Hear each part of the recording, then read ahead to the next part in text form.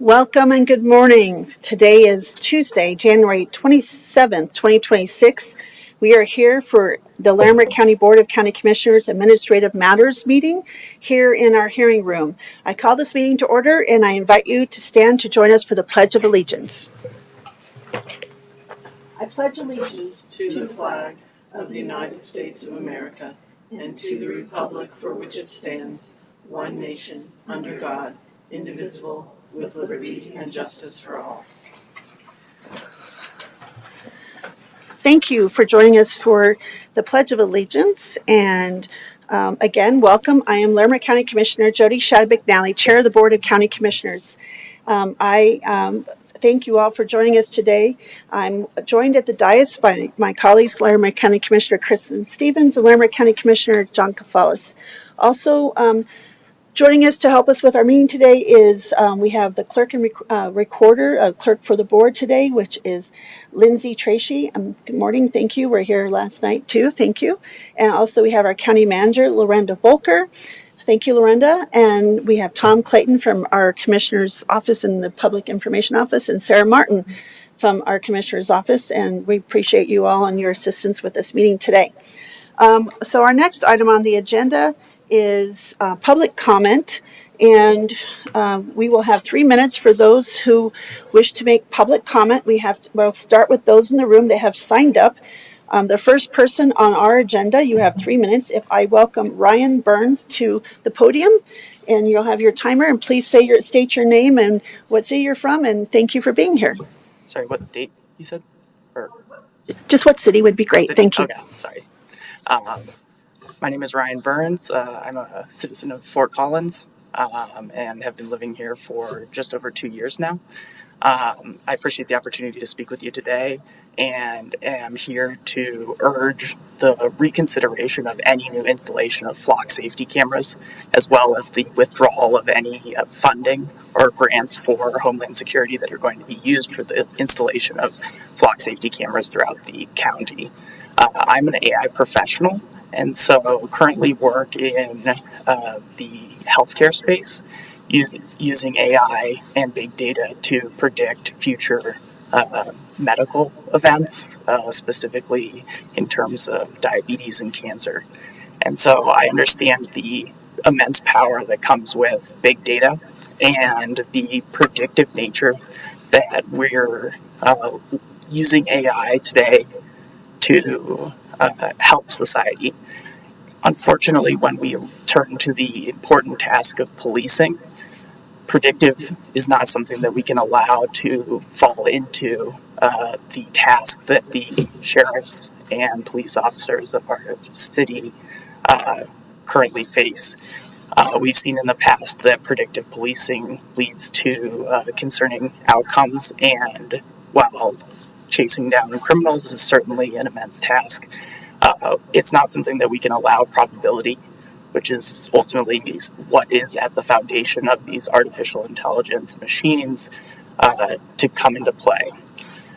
We could take a look at the flock safety systems to better understand how they operate and the level at which they are currently measured for accuracy. If it was an open source system, if they submitted to typical security testing that's very common amongst software developers who are at play in this space. Unfortunately, flock safety has repeatedly shown that they are not willing to be transparent and are not open to any sort of audits. And so as such, I think that it's concerning that we continue to allow them to expand what is ultimately a question of surveillance across our county. As private citizens, we reserve the right to liberty, the right to freedom of movement without being observed. I would love to be able to go to the grocery store and not pass 3+ cameras. In doing so, I know that I'm not committing any criminal activity by going to the grocery store, and believe that it's my right under the Constitution to operate freely within our space. As such, I see that flock safety is using AI in concerning ways to continue to expand the surveillance state that needs to be checked and reconsidered, and I'd urge any funding to be tabled immediately as such. Thanks. Thank you, Ryan, for your public comment and coming in person today. I now welcome up Tiffin Vaughn. I hope I have that name correct. And please come to the podium. You'll have 3 minutes. Welcome. Thank you. I have some copies.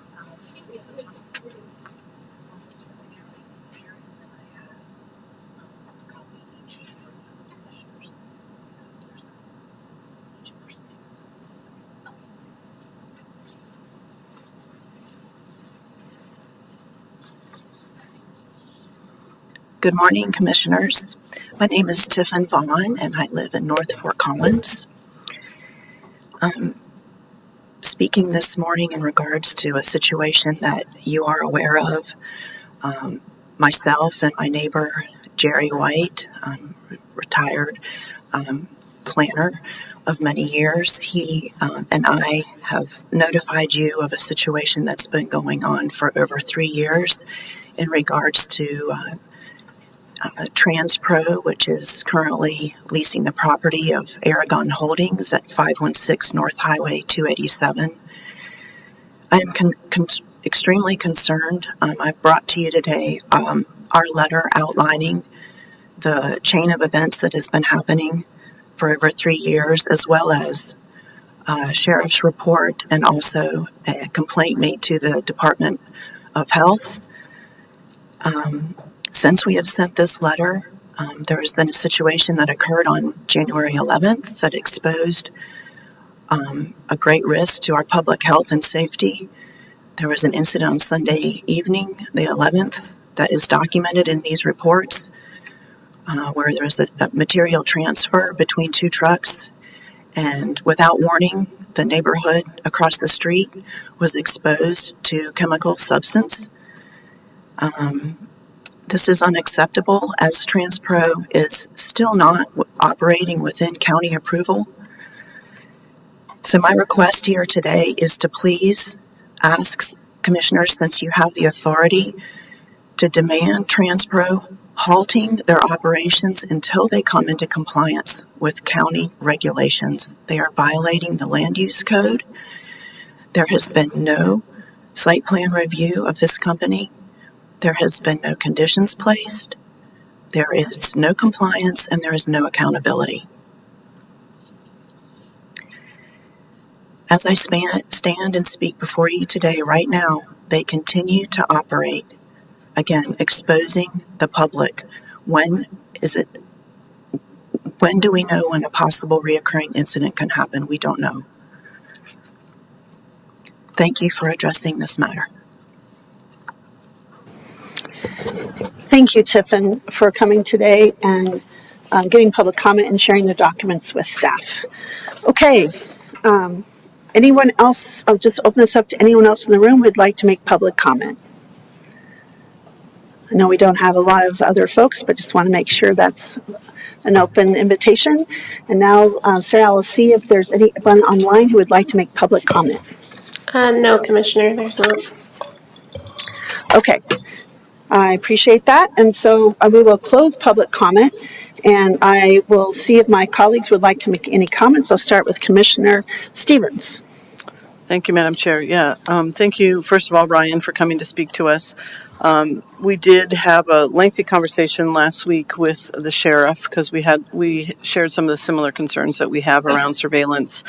This is a grant that the sheriff's office receives, and as you may know, the sheriff is a separate politically elected, so we don't have a lot of power kind of over some of the decision making that he does as a separate elected position. But we did ask a lot of those same questions, and I would encourage you to reach out to him as well, to speak to him. I think you're right.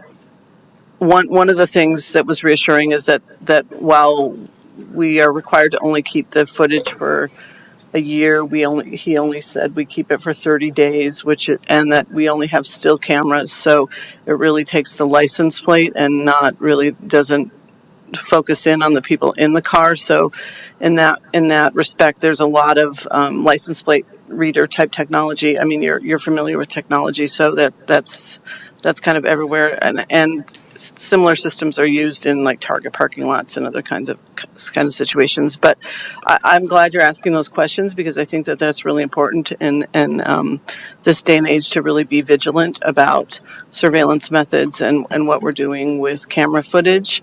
There obviously is some distrust of some things that have happened. So I would say let's continue the conversation. Let's see where we can go. But I would encourage you to reach out to the sheriff's offices. He was willing to take those kind of calls and have those kind of conversations. But as an AI professional, I think it would be really valuable for you to have that. And I mean, certainly anything that you learn or that you want to share with us, we're happy to consider. So thank you for being here.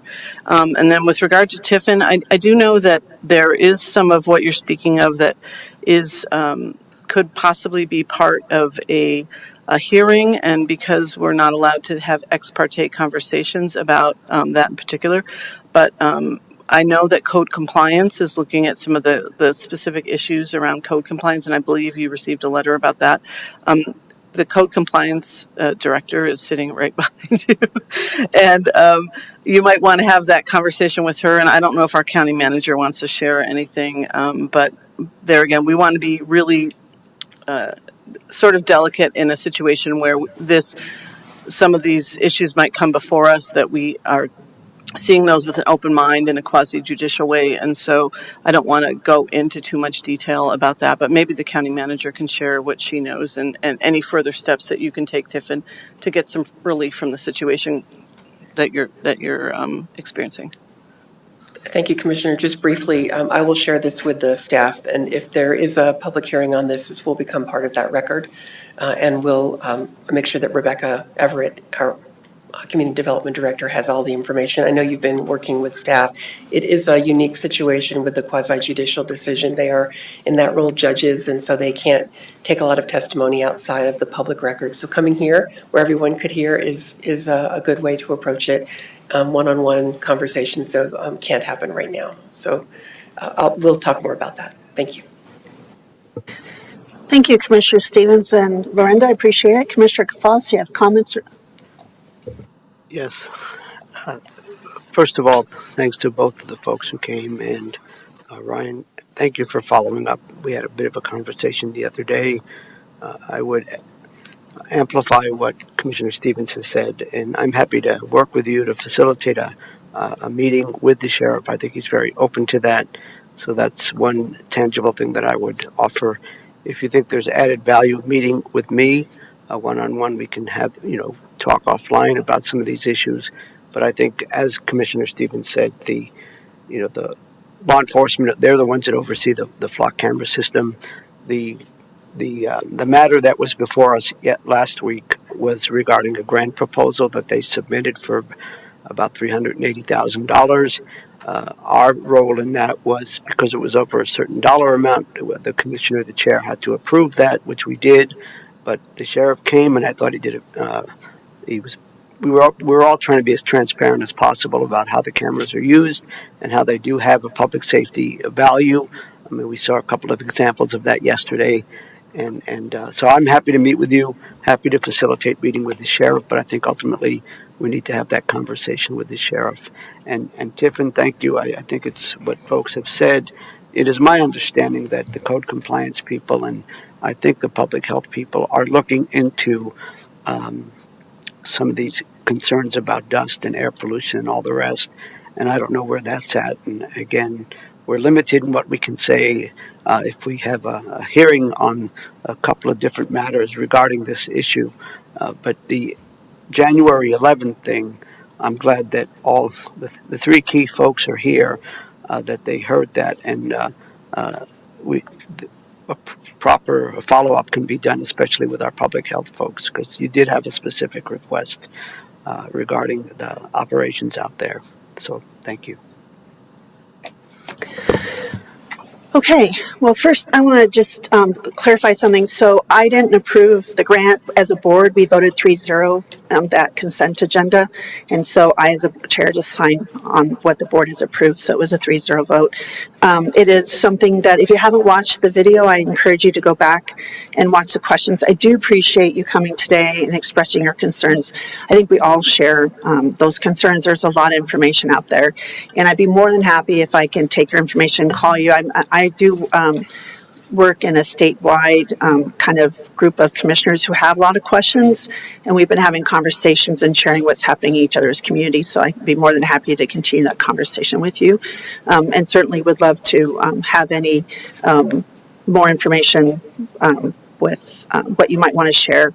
I have family members who are also work in AI, so I understand, kind of there's a lot of questions and where is this going? It is something that I think even talking about how it's impacting our job market for our younger folks is a really important conversation to have on top of the flock. I think it is something that is impacting a lot of our future for some of our younger folks, and might not through attrition, but maybe they're not hiring for some of those new jobs. So that's another thing I'd like to be interested in discussing with you about AI. So appreciate that. Also, I'm glad you're here in person. Thank you for coming and engaging with us in person. It matters, and I'm glad I think you see we're listening. Also, I want to thank Tiffin for coming. I think it was well said by our county manager, Lauren DeVolker. We can't, engage you one-on-one because of the hearing coming up. But as she stated, the three people who probably needed to hear what you had to say are here in the room, and certainly we are, understanding the importance for public health. That is one of our top priorities. And I'm hoping that maybe before we get those documents that you handed to Sarah, in case staff haven't seen those, that maybe those can be given to staff so they can document that to be part of the public record going forward. And I appreciate you also coming in person and advocating for yourself, but also for your whole neighborhood and the health and welfare of your neighborhood. And that's very, it's important. Thank you for being here. And we'll, of course, we can't comment any further because of the quasi-judicial role. So with that, we are always glad for folks to come and share their concerns. And again, thank you for being here. So we'll move on, and you're welcome to stay and listen, or if you want to go ahead. I know some of you might have to get back to work, so if you need to exit, we respect that as well. Just want to give you that permission. You don't need to stay, and maybe staff might engage you out in the hallway too. That might be a great thing. And then we'll move on to our next item on the agenda, which is approval of the minutes for January 19th, 2026. And I just wanted to see if my colleagues had anything that needed to be changed or altered on the minutes, the discussion. All right, Commissioner Cafals, I ask you to make that motion, please. Yes, thank you. I move to approve the minutes for the week of January 19th, 2026. Thank you. There's a motion on the table. Any further discussion? All those in favor? Aye. Aye. Aye. Okay, now we'll move on to the upcoming schedule review. Sarah Martin, would you please read through that? And thanks again and Melissa and Brenda for all the work that you guys do for us. Thank you. This is the commissioner schedule for February 2nd through the 7th, 2026. On Monday, February 2nd, from 8 a.m. to 5 p.m., there will be a commissioner retreat at the Horsetooth Area Information Center at 4200 West County Road 38E in Fort Collins. On Tuesday, February 3rd, from 9 a.m. to 12 p.m., there will be an administrative matters meeting in the hearing room on the first floor. From 1:30 p.m. to 3 p.m., there will be administrative direction to county management in the Sprague Lake Conference Room on the second floor. From 3:30 to 5, Commissioner Shattuck McNally may attend the Rodeo Board meeting. It's a hybrid meeting. In person, it will be at the Thomas McKee 4-H Youth and Community Building at 5280 Arena Circle in Loveland, or virtually via Zoom. On Wednesday, February 4th, from 9:45 a.m. to 10:15 a.m., Commissioner Stevens will speak at the Larimer County New Employee Orientation in the hearing room on the first floor. From 12 p.m. to 1 p.m., Commissioner Shattuck McNally may participate in the virtual National Association of Counties Environment, Energy, and Land Use Committee meeting. From 1 p.m. to 2 p.m., Commissioner Shattuck McNally may participate in the virtual Regional Opioid Abatement Council Learning Forum meeting. From 1:30 p.m. to 3 p.m., there will be a work session with Human and Economic Health in the Commissioners' Conference Room on the second floor. From 4 p.m. to 8 p.m., Commissioners may attend the Counties and Commissioners Acting Together all-member meeting. It's a hybrid meeting. In person, it is at 789 Sherman Street in Denver, Colorado, or virtually via Zoom. From 6:30 p.m. to 8 p.m., Commissioner Stevens may participate in the virtual North Interstate 25 Coalition meeting. On Thursday, February 5th, from 7:30 a.m. to 9 a.m., Commissioner Kafalas will host a community conversation for the Wellington and Waverly communities at Avuncular Bob's T-Bar Inn at 3803 West Cleveland Avenue in Wellington. Topic will be announced prior to the meeting. From 8 a.m. to 9 a.m., Commissioner Stevens may participate in the virtual Colorado Counties, Inc. board meeting. From 8:30 a.m. to 12 p.m., Commissioner Stevens may attend the Statewide Transportation Advisory Committee meeting at 2829 West Howard Place in Denver. From 9 a.m. to 4 p.m., the Commissioners may participate in the virtual Colorado Counties, Inc. Steering Committee meeting. From 11 a.m. to 1 p.m., Commissioner Shattuck McNally may attend the United Way of Larimer County Women Give Luncheon at the Embassy Suites at 4705 Clydesdale Parkway in Loveland.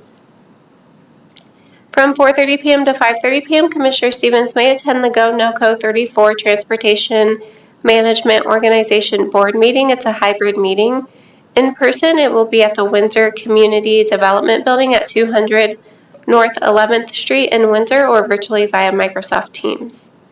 From 4:30 p.m. to 7 p.m., Commissioner Shattuck McNally may attend the Estes Valley Watershed Coalition Anniversary Celebration at the American Legion Post 119 at 850 North St. Vrain Avenue in Estes Park. From 6 p.m. to 8 p.m., Commissioner Stevens may attend the North Front Range Metropolitan Planning Organization Transportation Planning Council meeting. It's a hybrid meeting. In person, it will be at the Windsor Community Development Building at 200 North 11th Street in Windsor, or virtually via GoToMeeting. On Friday, February 6th, from 7:30 a.m. to 9 a.m., Commissioners may attend the Colorado Counties, Inc. Legislative Breakfast at the Colorado State Capitol at 200 East Colfax Avenue in Denver.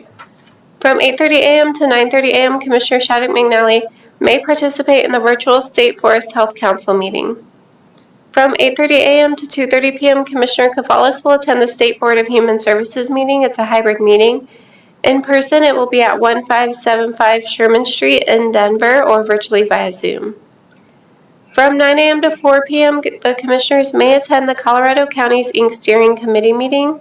It's a hybrid meeting. In person, it will be at 1120 Lincoln Street in Denver, or virtually via Zoom. From 9:30 a.m. to 12 p.m., Commissioner Stevens may attend the Regional Air Quality Council Board meeting. It's a hybrid meeting. In person, it will be at the Louisville City Hall at 749 Main Street in Louisville, or virtually via Zoom. On Saturday, February 7th, from 9 a.m. to 10 a.m., there will be Common Grounds with Commissioner Shattuck McNally. Topic and location will be announced prior to the meeting. From 5:30 p.m. to 9 p.m., Commissioner Kafalas may attend the Wellington Area Chamber Annual Dinner at 8601 Covey Court in Fort Collins. Thank you, Sarah. I have a few changes, but we'll start with Commissioner Stevens. Do you have any changes? Just one. I think that I am speaking to a CSU political science capstone class on Wednesday, February 4th. The time is yet to be determined, but will likely be sometime between 3 and 4:30, and I'll let you know. Okay, Commissioner Kafalas. Okay. I have a few changes, Sarah. First is on Wednesday, February 4th. I'm moving one meeting up and squeezing in an online mountain pine beetle coalition meeting, which is a working group with the Colorado State Forest Service, as I'm part of that working group, and that it will be a virtual meeting, and that will be it's from 9 to 11, but I'm at least at 10 from 9 to 10 before I have the meeting. Also, I have a meeting from 10 to 11 with county staff meeting with the city of Loveland's mayor and their staff at the city manager's office on Wednesday from 10 to 11. And then on Friday, also I wanted to add, I don't know if you had I probably won't be able to fit that in. But on Friday, February 6th, I just wanted to really correct that because I haven't missed a meeting in over 3 years. But the State Forest Health Council meeting is not it is not the full council. I'm chairing that. I have for 3 years. That's the State Forest Health Council's, or Colorado Forest Health Council Legislative Committee. And I just want to make sure that's correct going forward because it's not the full council meeting. We do have quarterly meetings, but that's the Legislative Council meeting that I chaired for the last 3 years. So thank you for that. And then the time and topic for the Common Grounds will be finalized later today, so I'll try to get that information to you all. So I think that's it. All right. So we'll move on now to, and thanks again, Sarah and staff, Melissa and Brenda, for the consent agenda. Just for everyone's information, whether you've heard this 1,000 times before or brand new for the public, the consent agenda consists of items of no perceived controversy and routine administrative matters such as abatements, agreements, deeds, final plans, liquor license, resolutions, and other matters previously viewed by the Board of County Commissioners and staff recommends approval of the consent agenda. The Commissioner may request that an item be pulled off the agenda and considered separately. Items pulled from the agenda will be considered after the Board takes action for the remainder of the item, and we might have one item that is just pulled for a quick discussion or quick questions today for very briefly, but I'm going to read through the rest of the consent agenda really quickly. So we have the rest of the items. We have 2 agreements. The first one is with Loveland Pulse and Platte River Power Authority Loveland Fiber Use Agreement, contracted 24-00115. And this is it's just renewal of the contract between Larimer County, the city of Loveland, and Platte River Power Authority. The next is a drainage agreement between Larimer County and Steve Olander. And this is request approval of a drainage agreement between Board of County Commissioners and Steve Olander. And this will begin today, January 27th, 2026, in perpetuity.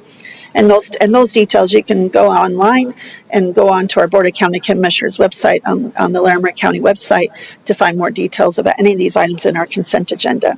We have 1 liquor license, which is a liquor license renewal for Little D LLC, doing business as Mikawasha Amphitheater. We have 1 miscellaneous items for Colorado Department of Transportation certification of road mileage for Larimer County. And that is requesting approval and signatures on the CDOT certification of road mileage. Is one of those determining factors for the amount of highway users tax fund money that Larimer County receives on an annual basis. So this is an important certification. We have 10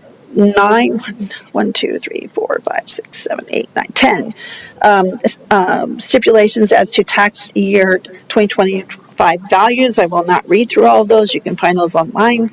We have 2 resolutions. 1 resolution approving the 6th certification of the Larimer County Treasurer of Zoning Violation Penalties as special assessment. And this is submitted by our county attorney's office, and this certifies zoning violations penalties to the treasurer as a special assessment on a property pursuant to Colorado Vice Statute 30-28-124.5. And you can go online to find out about the parties that are named in that.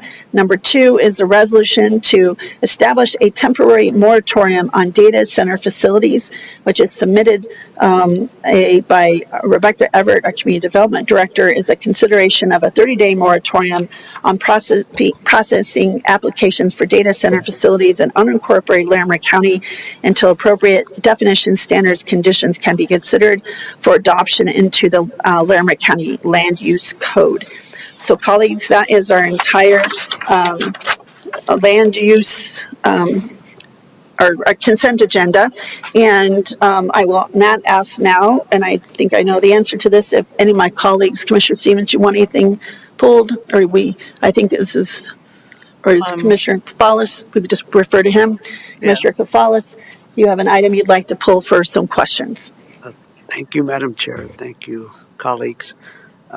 Regarding item number 2 under resolutions, the resolution to establish a temporary moratorium on data center facilities, I would like to highlight that item for discussion purposes only and welcome our Community Development Director. Thank you, Director Everett. Please proceed. Thank you. Yes, I would like to provide a little bit of additional information and context on item number 2 on your consent agenda, the temporary moratorium for data center facilities. So as I think many are aware, data centers are an emerging land use, not just in Colorado, but nationwide. And the scale of these data centers is growing in a way that creates additional demand and impact on electric facilities, water use, and is happening now at a scale that our land use code does not anticipate and does not have regulations to fully address. The purpose of the temporary moratorium would allow the county time to explore the benefits and impacts of data centers and identify what regulations may be most appropriate to address the impacts that might be experienced in Larimer County if any such data centers were proposed. The moratorium would allow time to develop those regulations without any applications for these types of facilities to be submitted during that time. It's not intended to be a ban on data center facilities, but instead give us time to thoughtfully develop regulations that responsibly protect our Larimer County community. The moratorium proposed in front of you today is for a 30-day pause.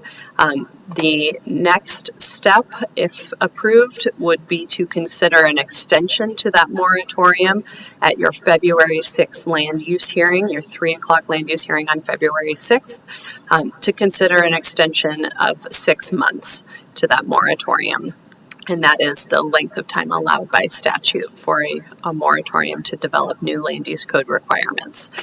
That land use hearing on February 9th would include full public notice and an opportunity for public comment for anyone to express any comments, concerns, suggestions that they may have related to data center regulations.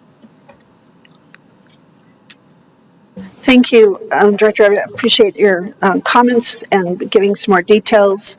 And I will see if my colleagues have any questions. Commissioner Stevens?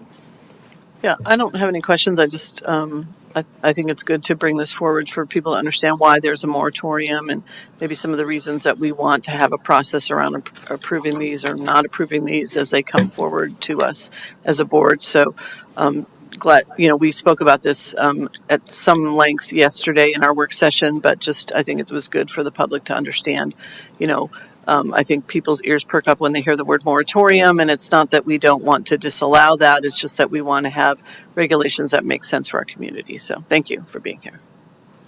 Thank you, Commissioner Stevens. Commissioner Kefaulis? Yes, thank you. I just have one question and echo the comments of my colleague. And that is, you mentioned that at the February 9th afternoon hearing at 3 p.m., prior to that, there would be full public notice. Can you tell us more detail? What does that mean, full public notice, please? Yes, so the public notice that is required for land use code amendments in general is publication in the local paper and then posting of the agenda.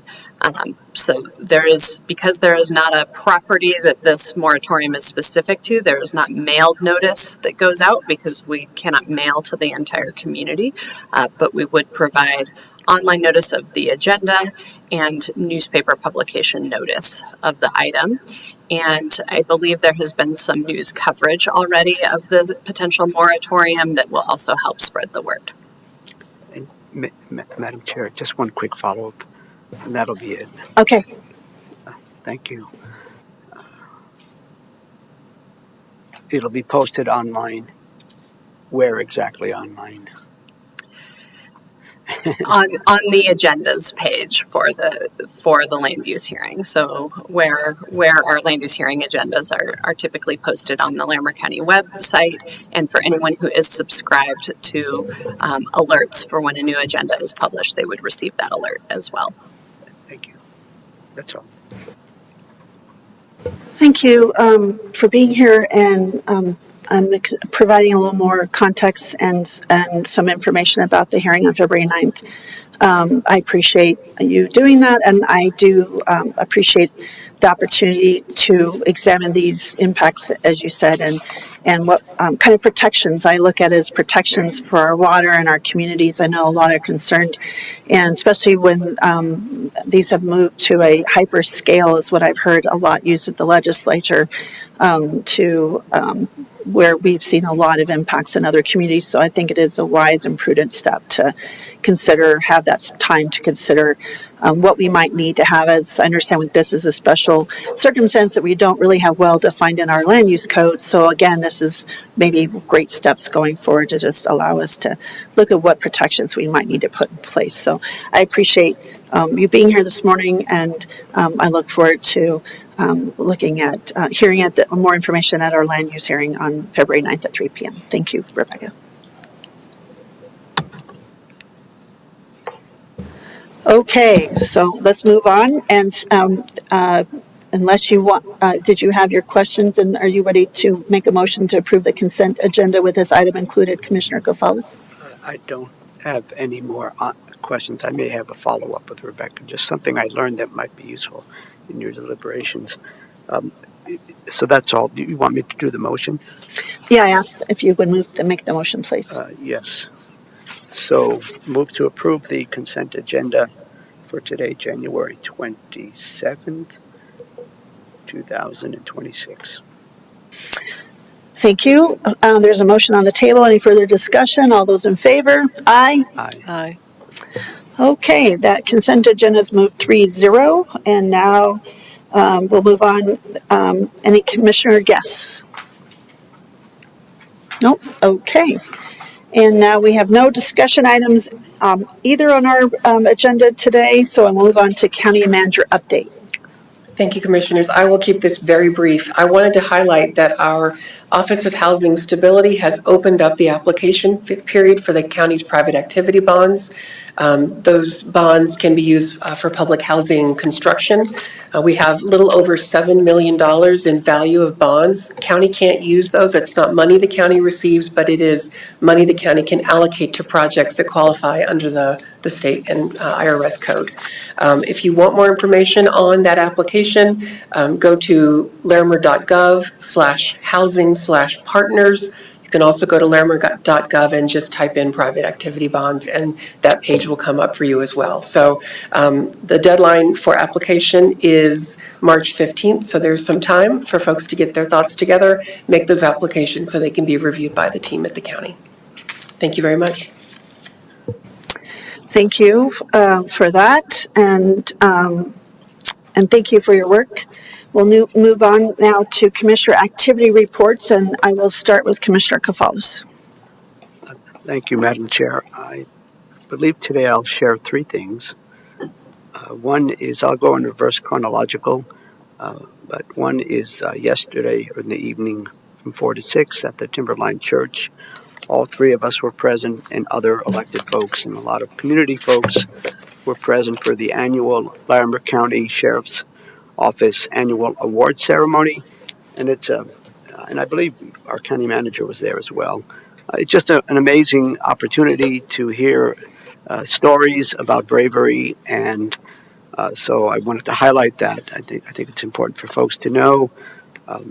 One of the individuals who received the Purple Heart for being injured in the line of duty actually is keeping an eye on us at this very moment, so we thank Deputy Hart. So I wanted to highlight that. The second thing I'll mention is, Thursday, I was up in Red Feather Lakes having our community conversation, and the main topic was a presentation and a really excellent discussion, conversation, good input from the community members assembled to Molly Fitzpatrick, who's with the Root Policy Research.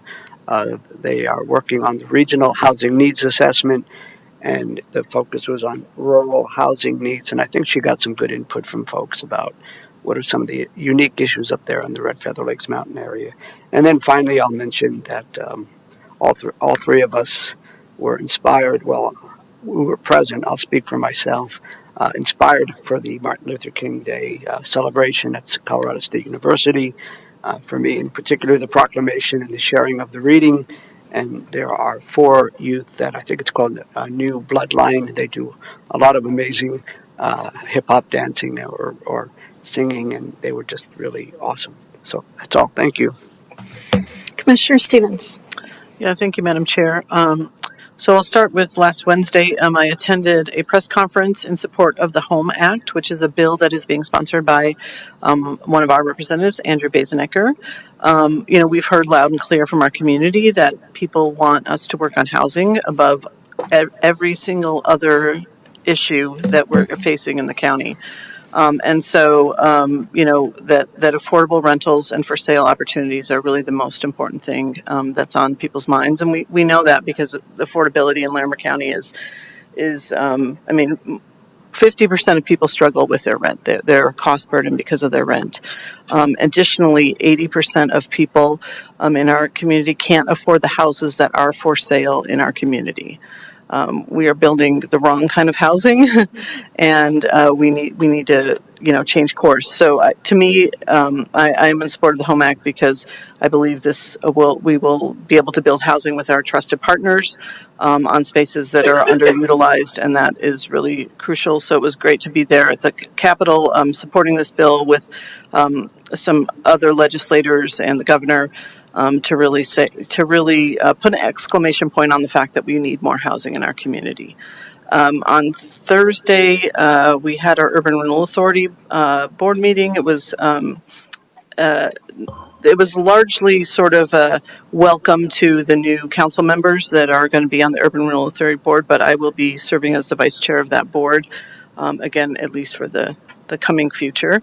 On Friday, I visited with the Pikes Peak Rural Transportation Authority, which was a really interesting. We drove down to Colorado Springs in what felt sometimes like a blizzard, but they were really gracious around telling us how they initially got the RTA funding model passed in their community, what that looked like to pass a transportation bill that would be regional and very broad in nature, but also really the fact that they specified a lot of the projects that they would work on in their ballot language. So that was a great conversation, as we look for ways to fund transportation. I'm not saying it is the model, but it is certainly, we have to consider all kinds of funding mechanisms as we move forward. So got a lot of great data that I'm happy to share with folks who are interested. And then on Saturday, I had a listening session at Harmony Library. The main topic of conversation was how federal funding or lack thereof is affecting the county and its residents.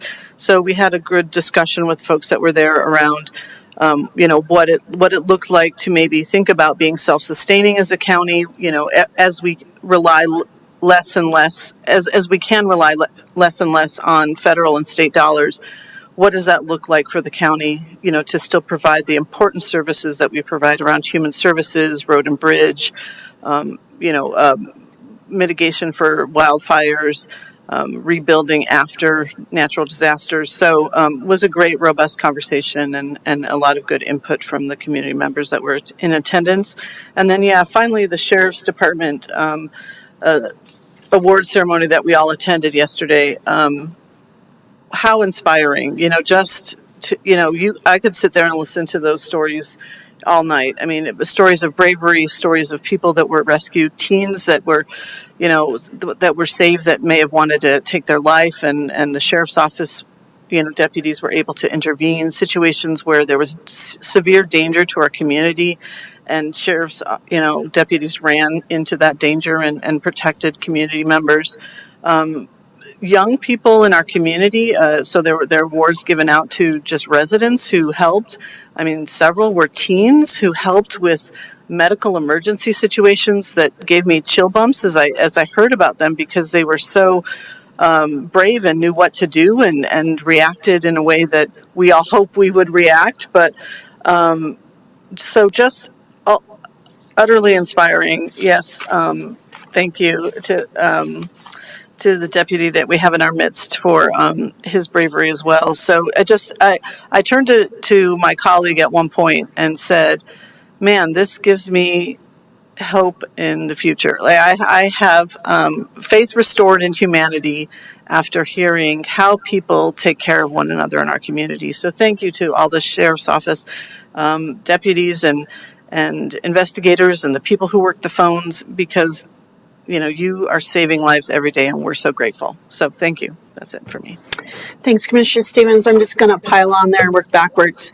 Deputy Jason Hart, who's in our midst, I just have received several awards and recognition, and I just want to repeat and echo, we are so grateful for your bravery and your courage, and thankful that you are out there still protecting our community, and just wanted to thank you, and just really great to see you recognized yesterday along with your family present. So wonderful work. I also want to thank the Sheriff, John Fan, for a great job, and his leadership team, including Undersheriff Joe Schellhammer, who helped read all those scripts and all the stories.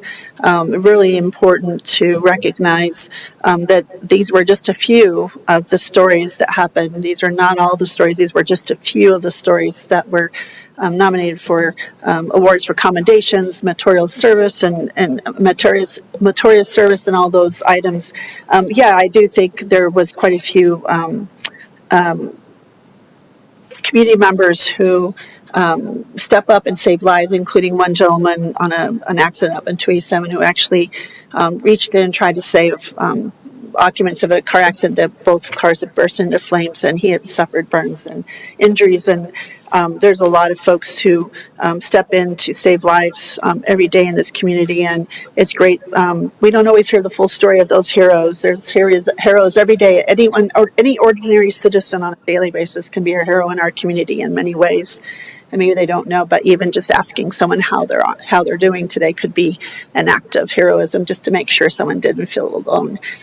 There was some other co-responders, especially the gentleman Mosley, Deputy Mosley, who's an SRO in Berthoud. I think he was up for several awards, and he obviously is as well respected SRO and did. I have actually been on a ride-along where he was on a call with some teens and the co-responder, and the relationships he has with youth that maybe they're more concerned about how Deputy Mosley was hearing they were in trouble and not the rest of their family. I thought that was really telling.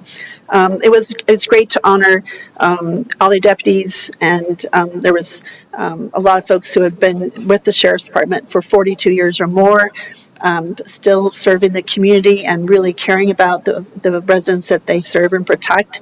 And I just want to really call that out. I also want to just give a big special shout out to our Department of Natural Resources Ranger, especially Senior Ranger Steve Gibson, who also received a meritorious service award. He saved a life, and his story is pretty remarkable, and he's a great leader in our community, and just grateful for the work that he does on a daily basis. Him and Captain Chris Fleming were sharing how a lot of those folks that were there had been deputies that they had trained and mentored, and now they're out doing great work and saving lives. And I also want to I had the privilege of riding along with them on not this day, but I have done some rescues, but when powder boulders have gotten blown to different corners of the reservoir in Horsetooth. But I really wanted to also give a shout out to Senior Ranger Aubrey Hilt and seasonal rangers that received recognition. Their life story the story still gives me chills of how they, and this was Emma Borher and Quinn Bonow, I think that's how I pronounce it, but I had gotten to meet them earlier before this had happened. I think the week before, they had saved a paddleboarder who was actively drowning, and they got out and triangulated and kept looking for her as she was bobbing up and down, and it was pretty much the last throw of saving and throwing that out, a flotation device out to that young woman that saved her life, and it could have had a different trajectory for that family. And I just want to give them a big shout out. Pretty proud of that work, especially with these younger senior seasonal rangers.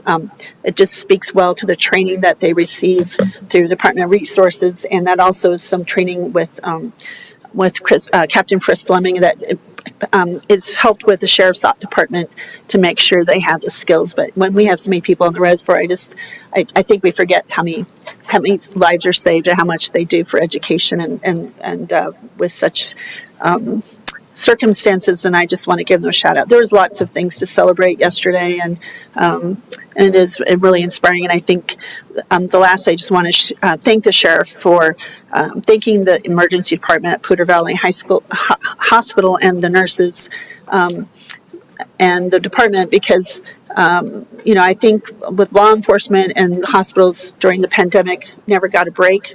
And when the pandemic was over and the shutdown really didn't get a break, they're just expected to be on and 100% all the time.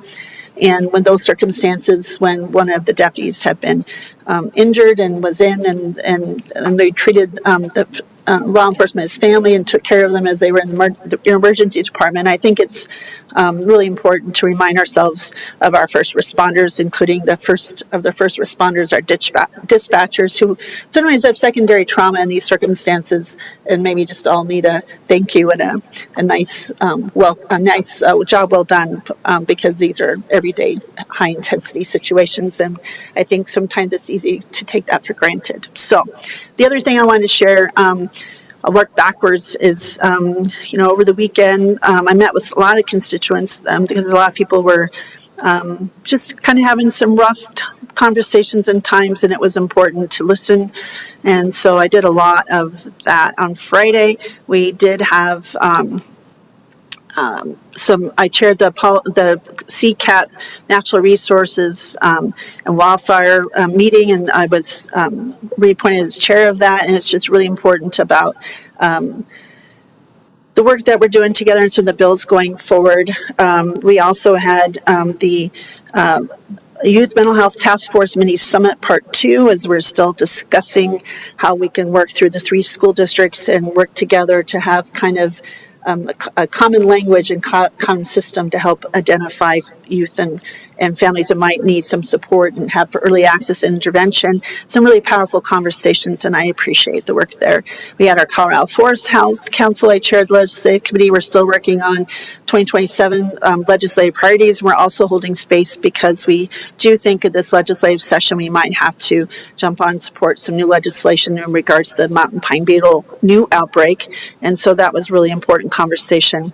On Thursday, really grateful that we had such a great turnout for our, I had a wildfire town, actually that was Wednesday, sorry, the LURA meeting.